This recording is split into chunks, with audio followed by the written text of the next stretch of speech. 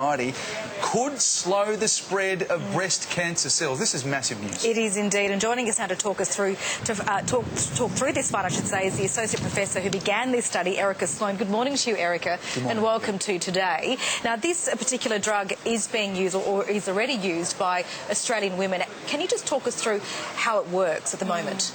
So the drug's approved for high blood pressure and is used for things like anxiety. And so there are people in Australia who are currently taking the drug for those problems.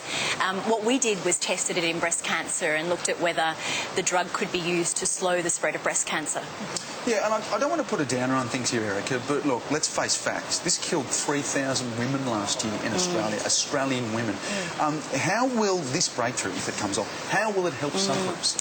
So what it shows is that stress is bad for cancer. What it shows is that adrenaline that gets released when you're stressed can act on cancer cells and can help them spread. And this drug is a way of stopping that. And so it shows a new way that the drug can be used to help cancer sufferers. And this is the first study, so where to from here? It's been a few years coming, hasn't it, to make this particular discovery? Yeah, that's right. So we've been working on it in the lab for nearly a decade now. This study took a couple of years to recruit the patients and analyse the results. And what it shows us is the first indication that it can stop cell spreading. And so the next step will be to actually show that that has an effect on survival of cancer patients. And Erica, just tell us how big this is. I mean, this is a major breakthrough, right? If this comes off, this is huge. And providing so much hope, I'd say, as well. Yeah. Right. And so what's exciting as well is it's a drug that's widely available. And so if we can really show that it does have an effect on long-term survival, then it could be really rapidly translated to help patients with cancer.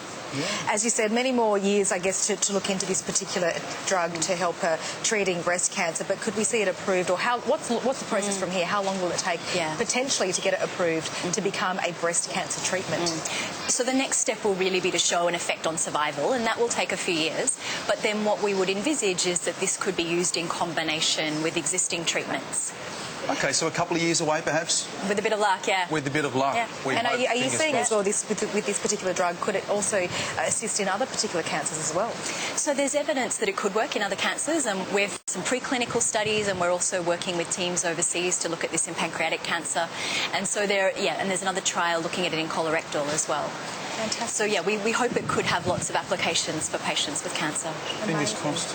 Erica Sloan, thank you so much for coming in this morning. We really appreciate your time, and let's hope this comes off. Great, thanks so much. Absolutely. Thank you, Erica. Well, still to come, Trump versus Greta. The US president clashes with the teen activists over climate change. And Bad Boys doing good. What? Nick Kyrgios's post-match interview with the original super brat, John McEnroe. It's scoring big points with the crowd. Stay with us. You are with Today.